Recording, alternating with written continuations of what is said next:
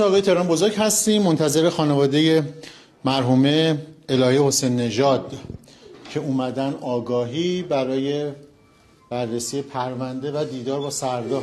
سلام، تسلیت میگم، خدا رحمت کنه. ما تشکر میکنم سربازان درجه داران که به نحو احسن فرزند ما را، دل ما را آروم کردن و حق ما را نذاشتن پای مال بشه. بریم داخل. تسلیت بگیم. خدا رحمت کنه. آجا تسلیت بگیم. خدا رحمت کنه. این دختر واقعا مثل دختر خود ماست، مثل بچه خود ماست.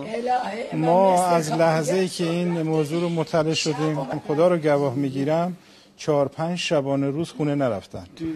یعنی شبانه روز موندن، پیگیری کردن که این تعیین تکلیف بشه. بعد ما انتظار ما بود که این بالاخره شاید زنده باشه.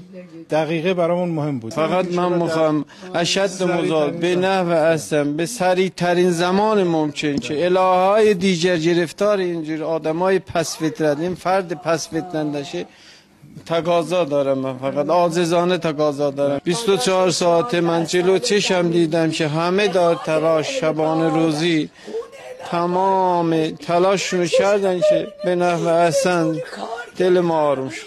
اشد مجازات درخواست مردم و خانواده مرحومه الهه حسین نژاد هست. داوود فتحعلی زاده، خبرگزاری پلیس.